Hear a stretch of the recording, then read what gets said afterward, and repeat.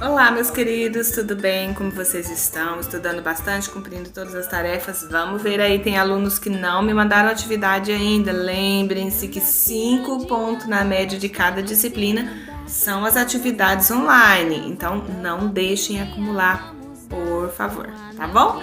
Hoje nós vamos estudar aí, hoje dia 25 de agosto de 2021, nós vamos estudar História e Geografia. Em História nós vamos estudar aí da página 44 a 45, continuando o nosso estudo sobre as migrações humanas, né? Quando o povo humano, as pessoas humanas começam a sair de um lugar para o outro. E hoje nós vamos ver aí sobre a questão da migração forçada e resistência escrava. Como que aconteceu essa questão da migração escrava aqui no Brasil. Deixa eu diminuir aqui e me colocar aqui no cantinho. Deixa eu pôr aqui próximo essa foto mesmo, não tem problema. O que a gente percebe aí, pessoal? Que hoje o Brasil abriga a maior população negra fora do continente africano. O continente africano, lá na África, é o lugar onde a maioria da população são negros, né? Que eles residem lá. Então, fora do continente africano, onde a maioria das pessoas são negras, o Brasil é o país que tem o maior número de negros como cidadãos. Por que isso acontece? Porque, olha só aqui no texto que vocês vão acompanhar aí, olha. Isso acontece porque milhões de africanos foram forçados a migrar para cá como escravos. Aí aqui, pessoal, olha só, a gente vê a explicação do que é migrar. Migrar é você mudar de um país para o outro ou você mudar de uma região para outra, de um lugar para outro, mesmo dentro do próprio país. Quando a gente está pensando que a pessoa está saindo do lugar onde ela mora e indo para outro lugar, a gente está dizendo que ela está emigrando. Então, ela é emigrante. A pessoa mora aqui, saiu daqui e foi para outro lugar. Então, ela é emigrante, quando ela sai do seu lugar para ir para outro.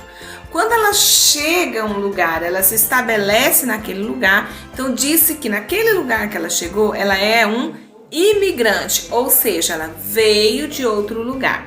Então, os africanos, os negros, eles são imigrantes aqui no Brasil. Eles foram, né? Hoje nós temos aí muitos não, né? Praticamente todo mundo que vive aqui já nasceu aqui. Mas naquela época, no período da colonização aqui do Brasil, então muitos escravos vinham para o Brasil como imigrantes e vinham como mão de obra forçada, ou seja, como escravos. O que é um escravo, pessoal? É a pessoa que ela é privada da sua liberdade, ela não pode ir e vir aonde ela quer, do jeito que ela quer, e ela é submetida ao trabalho forçado, onde ela não recebe um salário, ela é considerada uma propriedade da outra pessoa. Então, o trabalho escravo é isso, é quando a pessoa é privada da liberdade e ela é obrigada a trabalhar e não recebe em troca disso, né? O seu salário como recompensa disso, tá? Então, isso aconteceu. Os escravos, os negros vieram da África como escravos ou privados da sua liberdade, e as pessoas que viviam aqui tinham-os como suas posses, né? E obrigava os escravos a trabalharem de forma escrava, né? Sem ter liberdade, sem ter pagamento pelo trabalho, tá? Os africanos escravizados eram forçados a trabalhar de diversas formas em plantações, engenhos de cana-de-açúcar, em plantações de café, carregando pessoas e mercadorias, extraindo ouro na mineração e exercendo vários serviços domésticos. Entre eles, realizavam trabalhos especializados como caldeireiro, barbeiro, sapateiro, açougueiro, marceneiros, pedreiros e muitos outros, tá? Então, os escravos, eles eram obrigados, os africanos eram escravizados, obrigados a fazer esses trabalhos forçados, servindo as pessoas que eram tidos como seus senhores, como seus donos, certo? Quando tudo isso passou, né, que a gente vai ver aqui um pouquinho depois, a gente vai percebendo que daí essa população permaneceu aqui em nosso país. Então vamos ver lá, olha só. Carruagens e móveis prontos para embarque. Isso daqui tá falando, referindo-se a essa imagem aqui, tá? Pessoas que estavam prontas ali para embarcar. A vida dessas pessoas escravizadas era extremamente difícil. Além de estarem longe da sua terra natal, ou seja, além de estarem longe da África, que não era, e aqui o Brasil não era o lugar deles, não era a sua terra onde eles tinham nascido, elas eram obrigadas a se submeter a trabalhos muito pesados, não eram bem alimentados e os castigos eram frequentes. Por isso, houve resistência durante os mais de 300 anos de escravidão no Brasil.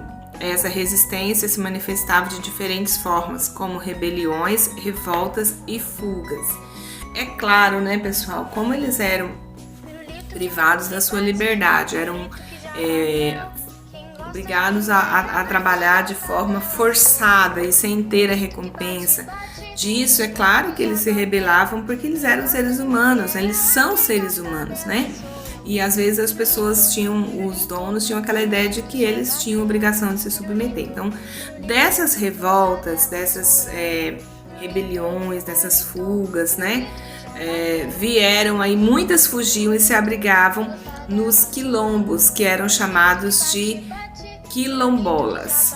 E eram chamados de quilombolas. Então, as pessoas que saíam eram chamadas de quilombolas porque viviam nos quilombos. Lembra na semana passada que a gente estudou lá em ciência sobre os quilombos, que ainda tem hoje, as pessoas que mantêm ainda um estilo de vida mais sustentável, com uma preocupação maior com a natureza. Então, tudo isso começou lá nesse período, quando os escravos se rebelavam, fugiam, né? E lá nos lugares distantes, distintos, normalmente no meio da floresta, que eles tinham esses lugares chamados de quilombo, que eram preparados para receber e para que eles pudessem manter a sobrevivência deles, tá? E muitos ainda mantêm hoje esse lugar, como por exemplo o Quilombo de Palmares, que era um dos mais famosos na época e que existe até hoje, que inclusive é essa imagem que está ao fundo aqui do nosso vídeo. Muito bem, os agrupamentos de escravos fugidos eram chamados de quilombos e podiam ter algumas poucas pessoas, dezenas, centenas ou até milhares de moradores, como chegou a ter o de Palmares, né, que é isso que eu acabei de falar com vocês, o maior quilombo que existiu no Brasil e o que mais tempo durou. Então, o quilombo de Palmares foi o maior quilombo e foi o que mais tempo durou e tem até hoje, né, culturas, tem famílias que vivem lá, tá? Então é interessante, assim, se vocês quiserem conhecer um pouquinho mais, pesquisarem aí sobre os quilombos nos dias de hoje, como que é a relação que eles têm com a família. E isso, pessoal, vale pra gente pensar, assim, um respeito com as pessoas, né?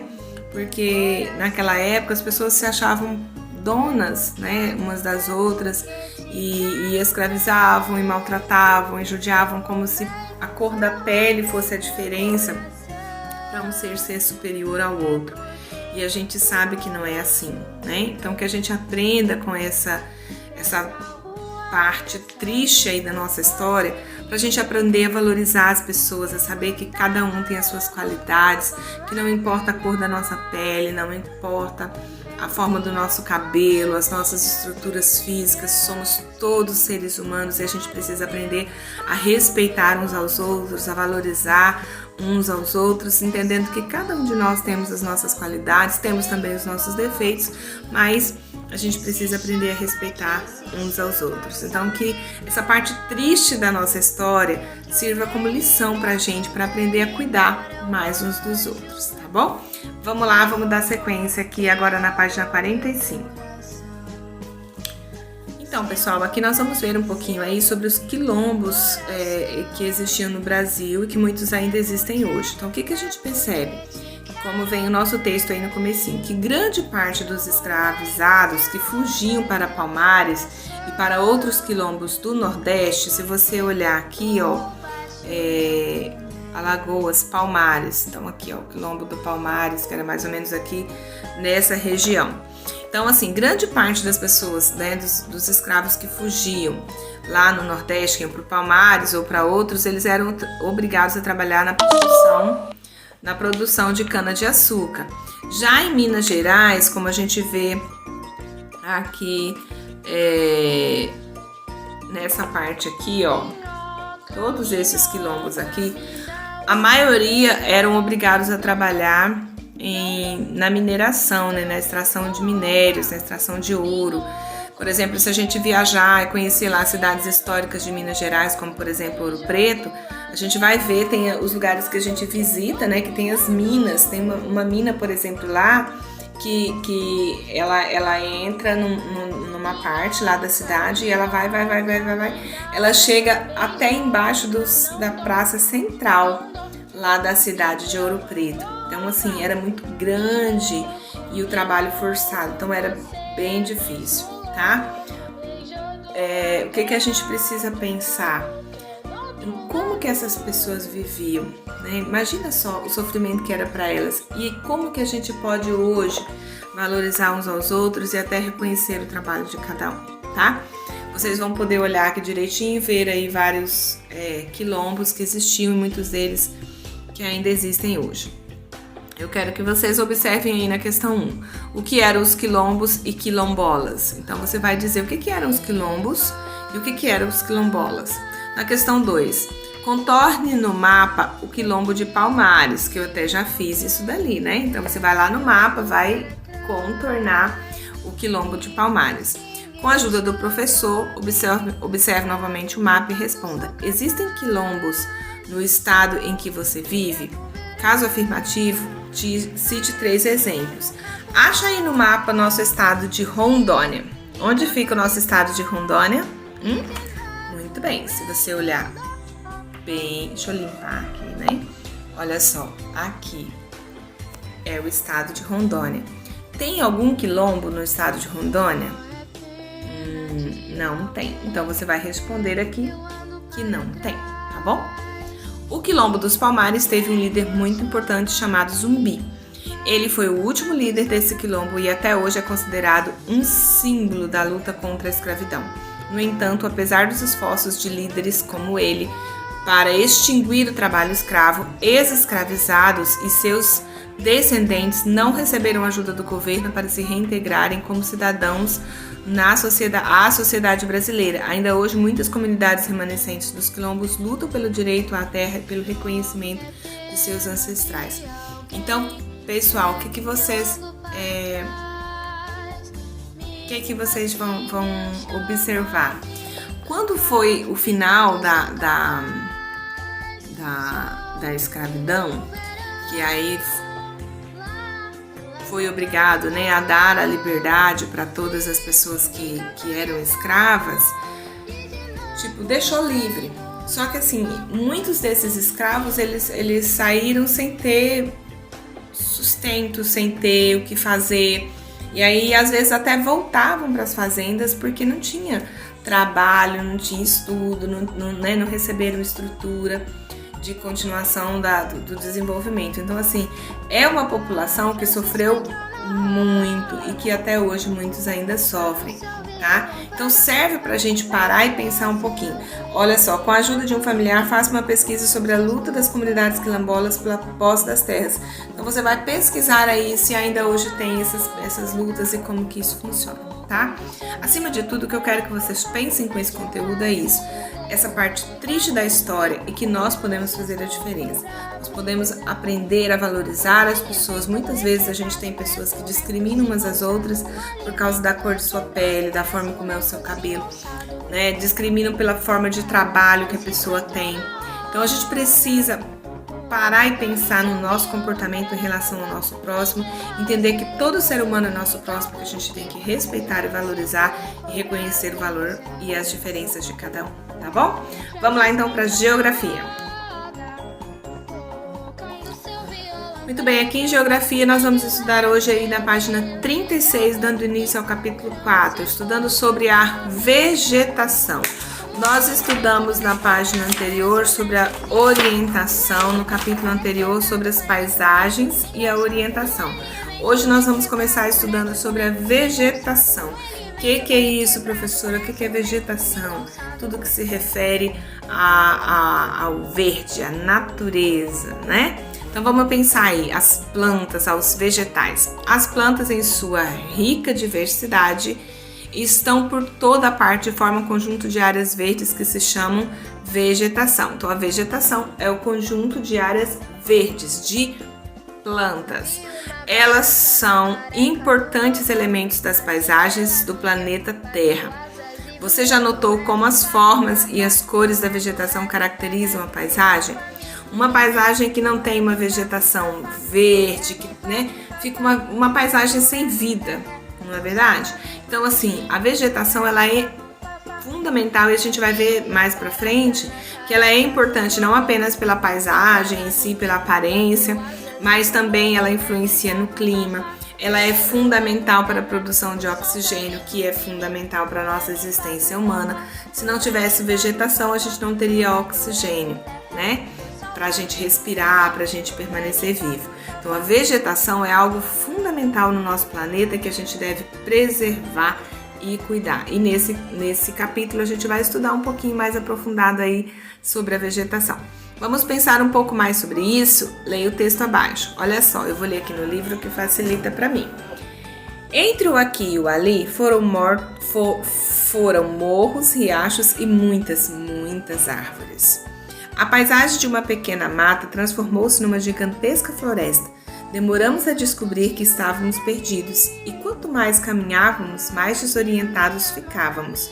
Naquele momento, pensei como seria bom se não existisse árvores, capim, grama e nenhum outro tipo de vegetação que nos impedisse de observar o que existia adiante. Nenhuma árvore, nenhuma planta, apenas o contorno dos morros e das curvas dos rios. Essa aí é uma parte do livro Um Mundo Sem Florestas, tá? Da revista Ciência Hoje das Crianças. Será que seria bom mesmo não ter nenhuma planta? Será que não faria falta para nós? Segundo o texto, o narrador estava perdido.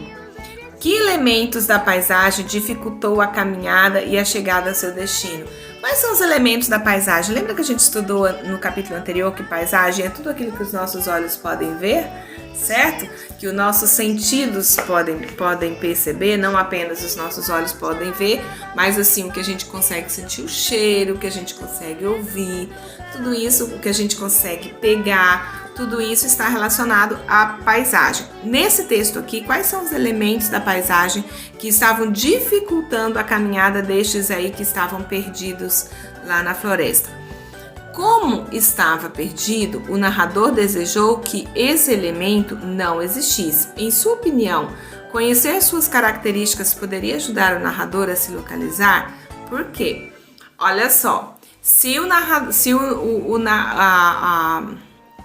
narrador ali da história, que estava perdido, precisava se encontrar, se ele conhecesse as características da natureza, conhecesse, quem sabe, talvez o que a gente já viu lá sobre a orientação através dos pontos cardeais, isso iria ajudar ele a localizar?